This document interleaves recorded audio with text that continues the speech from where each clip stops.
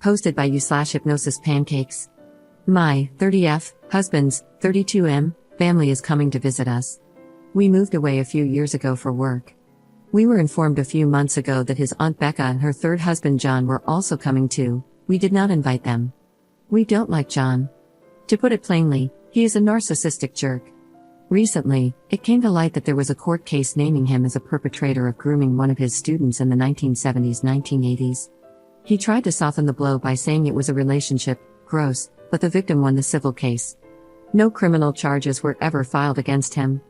Becca put her foot down, stating that if the family wanted a relationship with her, they had to accept that John was part of it. Being such a close family, my in-laws went along with that. My husband and I have successfully avoided major interactions with John since things came to light. But now they are coming straight to us and piggybacking off the in-laws' visit. At first, we thought we could sidestep the interaction, plan dinner at our place before they arrived, go out instead, or just be busy, etc.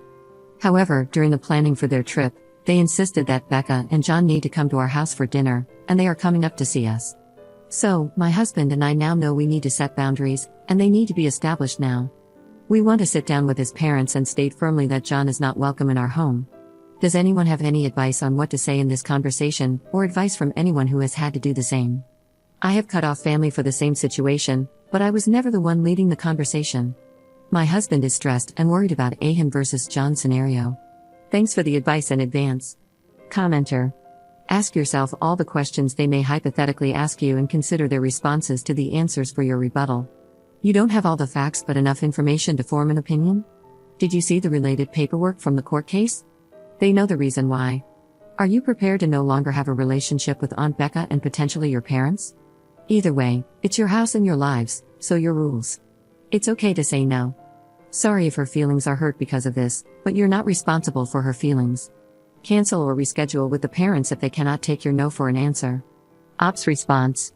This is actually very helpful. We don't have all the facts, but we read parts of the deposition that were available to us, and the court case made small news where they are from. Specific quotes from John have made us worried this isn't the first victim. I am not sure what my in-laws are aware of. I went looking for the information and had to dig a bit deeper. They may only be aware of what Becca and John have told them in one news source that was 2 paragraphs long and not in depth. Update 1. Thank you to everyone for their advice on the original post and for giving us the push we needed to be firm with our boundaries. I wanted to clarify some questions I saw in the original post before going into the update. Firstly, my husband was the one leading the conversation with his family. We created the post together, so the wording was ambiguous. I was there for support but not the one managing the conversation. Secondly, a few people were asking how we even got to the point of Becca and John just coming along. Originally, it was only supposed to be 3 family members for the visit, so we had everything planned for them already. The day I made the post, it was mentioned that Becca and John were coming too. To which we said no, point blank. However, one family member in particular did not like that and started to cause trouble. The court settlement happened within the last 5 years. The dates of the grooming occurred as late as 1990, we have since found out. Now I will get to the update. After making the post, my husband and I sat down and made a plan to approach the conversation with his family. Coincidentally, we were seeing them in person a couple of days after making the post. My husband wanted to wait until after dinner to start the conversation and initially pull his mother aside. However, his grandparent was also there and kept bringing up how excited Becca and John were to see the house and have dinner. My husband ended up snapping and ripped off the band-aid in front of everyone. He first started with the fact that he had something he wanted to say to them. Everyone jumped the horse, assuming it was a pregnancy announcement, and began to get excited until they heard my husband say, "John is not welcome in our home." The room went from excited to silent in a split second. My husband continued, "Due to John's history, I cannot allow him into my home where my wife and I will one day begin our family. I want our home to be a safe place. I understand you have chosen to continue a relationship with John because of Becca, which is your business and we respect that. While I love Aunt Becca, she is welcome into our home, John will not step foot in our house." That's when the table went from silent to erupting. As we suspected, and as many commenters suspected, my in-laws believed only what Becca and John told them. They did not look into anything further. I'm going to omit some specifics of the next part of the conversation to protect the victim's privacy. Essentially, the family said it was lies, the Me Too movement ruined his life, the victim was a liar and went after him for money, anything you can think of, they said it.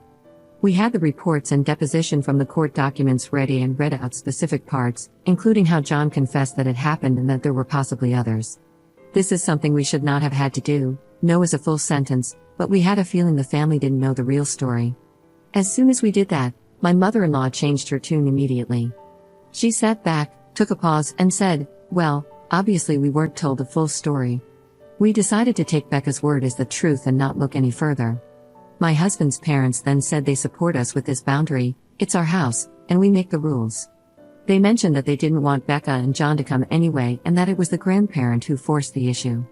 From further conversation with my mother-in-law, she may also change her stance on whether John is welcome in their home and in what capacity. My grandparent-in-law was furious. They didn't believe anything in the court documents, said they didn't want to know, and believed Becca's word over anything else. They even went so far as to say that John wouldn't be interested in kids, so our future children would be safe. This was a particularly bad point in the conversation. Up until this point, my husband had been doing the talking, but now I stepped in. I said, "John is not welcome in our home, end of story. You invited Becca and John without asking. Your relationship with John is your business, but we will not have one." Fortunately, at this point, both my mother-in-law and father-in-law were on our side, telling the grandparent that it was none of their business. We also found out that other extended family members had placed the same boundary concerning John. The grandparent, realizing they couldn't control the narrative or our actions, and feeling their vision of a perfect family was shattered, it was already broken, decided that being terrible towards my husband was the best course of action. They told my husband that their deceased grandparent, whom my husband was closest to, would be disgusted with our actions. They then stormed out of the house, as much as one can with a walker. They have decided to continue the silent treatment, which is good because my husband believes no contact is the best thing right now. Becca and John have changed their travel plans to fewer days, booked a hotel, and made their own dinner reservations. My mother-in-law has said they will deal with them. My husband will be informing his aunt directly beforehand that John is not welcome in our house. The family trip is in a few weeks. We don't know if or what will happen or if the grandparent will come or if they will still be childish by then. It doesn't matter to us. We have put our foot down. Edit. After my husband told Becca directly that John is not welcome in our home, they decided to cancel their trip. It's still unknown if the grandparent will come. There is still no contact between us and the grandparent. My mother-in-law and father-in-law are still coming but will readjust their plans as we find out more. I will update again if anything else happens. Thank you all for your support and advice.